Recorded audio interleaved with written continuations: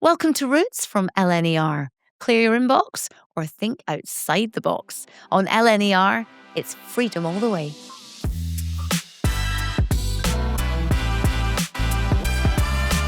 Hello there, welcome to The Quiet Coach on Roots from LNER. I'm Jenni Falconer, and on this episode we are diving very quietly, obviously, into the travel mind of Olympic gold medal winning diver Matty Lee. Do you ever get bored of hearing that? Gold medal winning diver. No, it is really nice because I don't genuinely hear it often. I know, but you've won tons of medals, right? True. For everything, but everyone always highlights the Olympic one, don't they? Yeah, but obviously because it is the most. It's the one that means the most. Yeah. And it's a good title to have. I still feel weird about it though. Like I still feel like it wasn't me and it never happened. No, weirdly. not at all. It's a good thing No, to have. it is good. Obviously, we've been doing a lot of travel. We're on the train to Leeds, as you can see. But because you've retired now, you can kind of have a bit more chilled out time. And you've been doing that quite a lot. Yeah. Tell me just a few places that you've been to since you've retired and you've got this free time. Mm-hmm. I have been Thailand, and obviously we dotted around Thailand. So I've been to quite a few areas in Thailand. That was a really, really nice little break. It wasn't relaxing at all. It was, it's quite a lot. Marrakesh as well. Oh, did you? Yeah, that was last year. That is not quiet in Marrakesh. No, it isn't actually. But there was a pocket of quietness where we woke up really early one morning. We were only there for like 2 full days, and it was the most because for the flight we had to wake up early, and then the next day we woke up really early for the hot air. We did a hot air balloon, and it was one of them ones where with the sunrise, and it was absolutely beautiful. And it's very. Have you ever been on a hot air balloon? I have in Perthshire.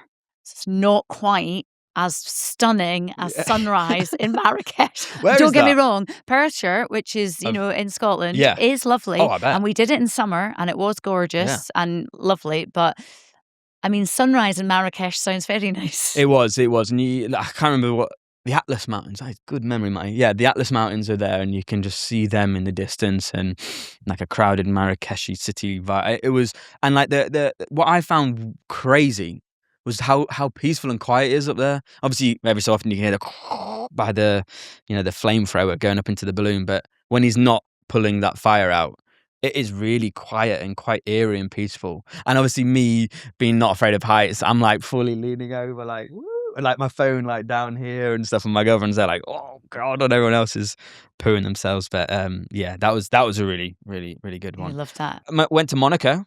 Okay, nice. which was definitely a cool one. Wanted to always tick that off. I feel like it's an iconic. And we went for the Formula E. Oh wow, that's cool. Yeah, obviously my girlfriend was working there, so went there and what have you, and felt like a bit of a most expensive place to buy even a glass of orange juice. Yeah, no, it was crazy expensive. So that's why I've not been since. Where else? I went to Italy for the first time. I'd never been to Italy. I've been to most of Europe really, and a lot of the world. And diving's quite big in Italy, and for some reason never had a diving competition in Italy. And maybe a few summers ago, but I wasn't officially retired, but I already knew because I remember I did a backflip off a rock where I was like, yeah, I can do it. Boom, did it. Felt fine. And then like the next day I remember waking up like, oh, maybe I shouldn't have done that. Yeah. But we did the Amalfi Coast, and we stayed at Positano with my group of friends, and it was absolutely gorgeous. But the stairs the Positano is like really, it's all on a cliff edge, and when we got up to that villa, I didn't leave it because I didn't want to do the steps again. Go down again. there to get something from the shop and come back up? I don't think so. Yeah, no, I'm staying right here next to the pool. Thank you. That sounds lovely. Are you quite a daredevil? I mean, I know that you said you look out the hot air balloon and you're not scared of heights. Would you like to do a skydive and a bungee jump? I genuinely really would. I don't think those sort of things I'm afraid of. I don't think they scare me at all. I would love it. And like, I remember every time I watch I'm a Celebrity Get Me Out of Here, they always do an intro where they're jumping off a helicopter. You didn't do that though when you were on it. No, obviously not. Because they're like, that's not even scary for him. Exactly. Put him in a pit of rats though. Yeah. Next time I know what to do, and I know to say, I'm really scared of heights, and I They'll be really like, don't want to do a "Whatever." bungee jump or a skydive. And I know they'll then hopefully, well, they wouldn't believe me. Let's be honest. Absolutely not. I was just thinking, if you were fancying doing all these daredevil things, oh my goodness, there's so much you could do.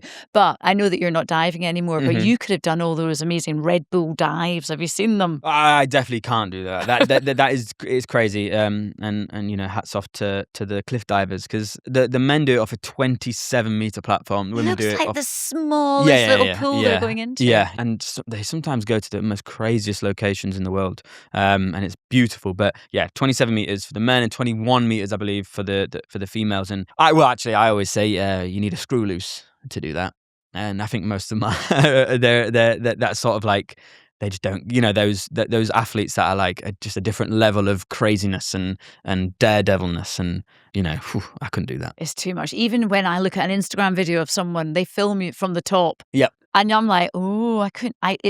It makes me feel a wee bit queasy looking at an Instagram video of it. Yeah, I've luckily been up onto the platform, onto the 27-meter platform, and it is really high. Where was that? I think the first time I did it was in Kazan in Russia. It was the World Championships in 2015, the Aquatic World Championships. So there was all diving, water polo, all swimming, What did everything. they have at the swimming pool? They had a board that high. So they built it into one of those pools that is it looks like a small circle from when you're up there, but obviously it's big and you will land in it, but unless a big gust of wind I don't think that's possible. But yeah, that was the first time, and I believe I've gone up over ones, but sometimes they build them and then sometimes it's off a actual cliff edge where they've managed to find like a really good piece of rock that's flat and on the edge, or they build off the cliff.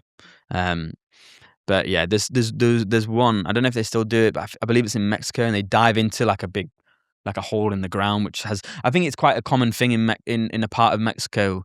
They have obviously the land is like the land is anywhere, but then every so often there's like a big crevice, a hole, and then in that hole there's just like a water, like there's a big pool, and they dive into that. And it's beautiful though. Yeah. But it's crazy. And when they drop something first, I mean, you might, if you're listening, you might have seen that. Sometimes they drop something. Is that to create a ripple on the water? Yeah. It's to break the surface of the water so they can see where the water starts. I believe anyway. For us in diving, we have in the diving pools, we have sprays that sometimes spray over into the water, or we have little bubbles that come up. And the reason why we do that is, when you've stood up on a 3-meter board or a 10-meter board or a 27-meter board, if the water's completely still, it's like glass. So you can't understand where that water starts and where it ends, if that makes sense. So if you're diving, if you I've got 2 meters left, I can take my time. Bang! I've hit the water. I didn't have that much time because I couldn't see the water's edge. So that's why you break the surface tension so you can see it. I can't even begin to know how you can see the water when you're doing like 17 spins. It is absolutely crazy. It is. Now I don't do it anymore. And I don't think I'm very that intelligent. I'm not stupid, but I'm not that intelligent. But clearly, I must have been to be able to work my brain that quick to a dive is from when I take off from the 10-meter board to when I hit, it's like 1.5 seconds. You hit the water at 35 miles per hour, and during that 1.5 seconds, I've done a 4.5 somersaults in the tuck position. I had a bad takeoff, so I quickly thought, I need to come out a little bit late. I'm in 1.5 seconds. It's kind of. That is so impressive. Yeah, and nowadays I don't even I don't use my brain that quick anymore. I just think about how long to leave the tea bag in my mug.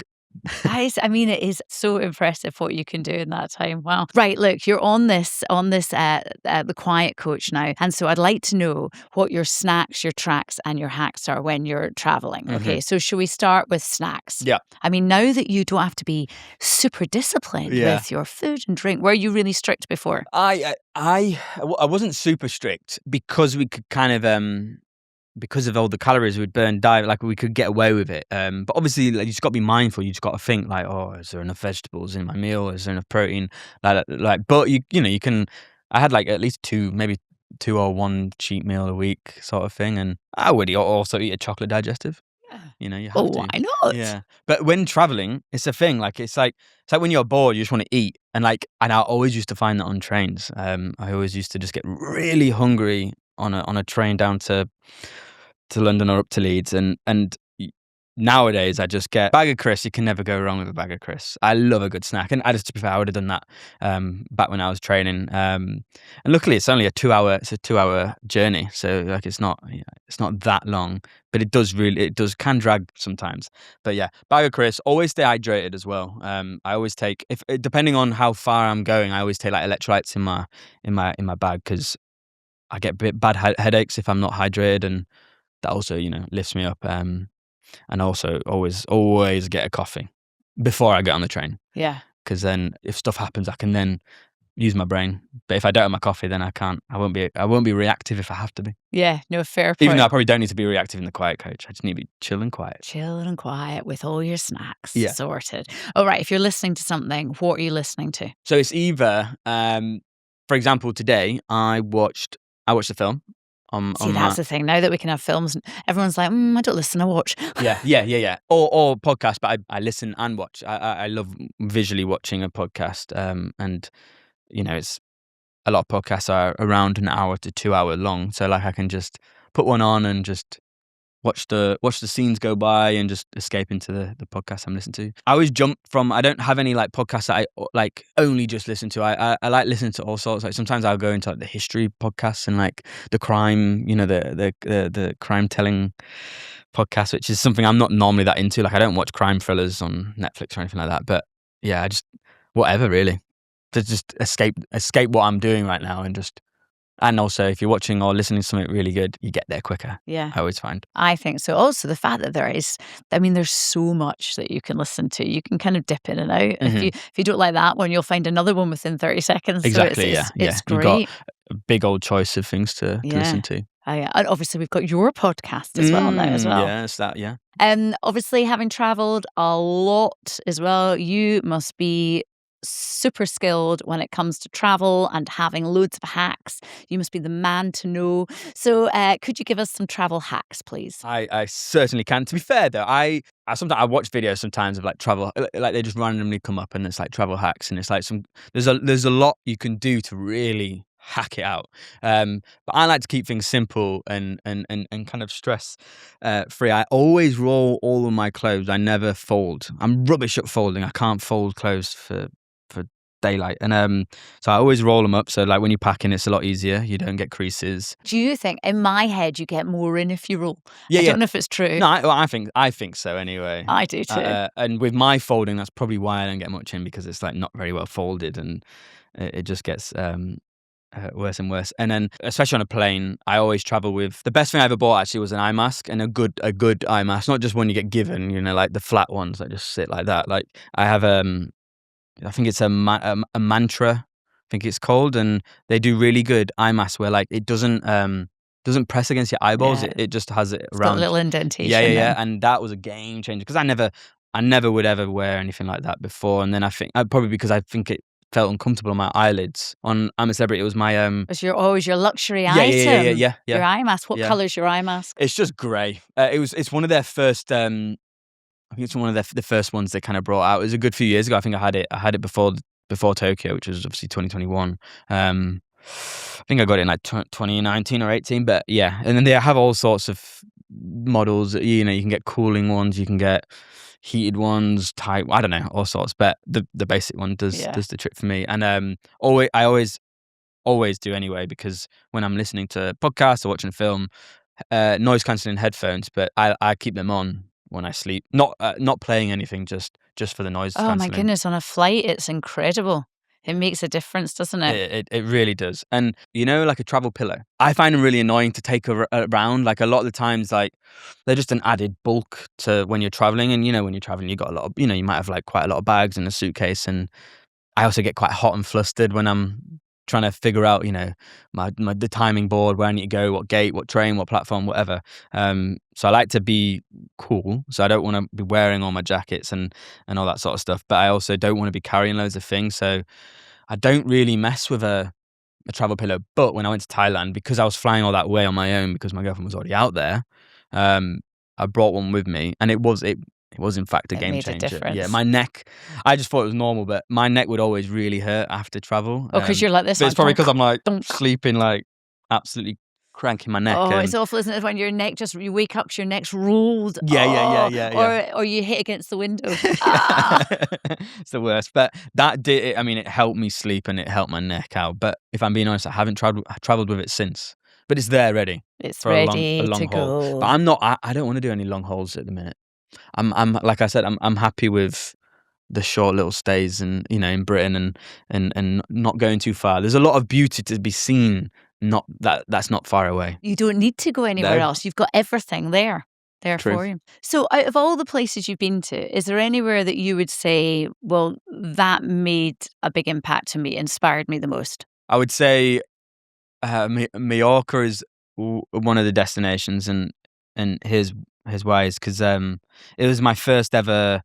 It was the first ever time going on a plane, and obviously, like as a kid, it's like quite a big, it's a big deal to do that. And I remember being so excited. And I was traveling with it was a big family holiday. My mum's one of 4, which is not that big, but bigger than there's only me and my brother. But yeah, she's one of 4, so there's quite a lot of aunties and uncles and cousins, and it multiplies as it goes down. And we'd always go on holiday every like 2 years, but that was the first one we did. And so since then we have kind of it's slowed down now. We've all got a bit old, sadly, but it was just special, and it was special because it was my first ever proper holiday, like being on a plane. It always comes to mind because I think because I was so excited, we got a minibus from the airport to the place we were staying, and I was that excited. And I'm talking maybe I was like 7-8 years old here, maybe. And because I was so excited, I got off the bus really quick. I had a little satchel that had my like Nintendo DS in. You left it. Yeah. I left it on the bus, and obviously this was like a while ago, so like there was no like you couldn't just get a hold of the guy really easily. Like I remember it took a while to actually get a hold of the bus, and like it was gone, sadly. But yeah, that always comes out in my memory because that was obviously a stupid mistake, but it taught me never to do that again. Yeah. And luckily it was the first time I ever went on a big holiday. So like I love spending time with family, and there was a big group, like it was a lot of us. So that sounds fun. yeah, it was beautiful. But then also I would say I've spoken about the 2015 World Championships, which was in Russia, in Kazan. That kind of shaped me because of what I told you about my like nerves and stuff. With diving, like I really would struggle around that time, and it got to the point where like I just almost that many nerves that I remember I'd tell my mum and dad not to and my granny not to text me good luck like before the comp, because that would put nerves on. So then they would change their wording, and they would change it to like have fun or like enjoy it and stuff like that. And like I think that experience kind of changed the way I looked at things, and also the way my family supported me. And I think without that experience, I don't think I would have been able to go on to keep on climbing that route to the Olympics. Yeah. Thank you so much for joining us on The Quiet Coach. It was a pleasure. Good luck with the podcast. Thank you very much. And whatever comes next as well. It's exciting times. It is. Keep your eyes peeled. Yeah. Thank you so much, Matty, for joining me on The Quiet Coach with LNER. Matty's new podcast, The After Dive, is out now, and it's available on YouTube and all major podcast platforms. And can you believe it? That is it for Series 2 of Roots. And what a series it's been. If you've enjoyed it, why not rate and review wherever you listen? That really goes a long way for us. Season 3 is already in the planning, so make sure you're following us so that you don't miss it. And tell us in the comments who you'd love to see on the show next time around. And until then, goodbye. See you soon. Dodge the traffic and dive into a good book. When you travel by train with LNER, it's freedom all the way. Roots from LNER is a Distorted production.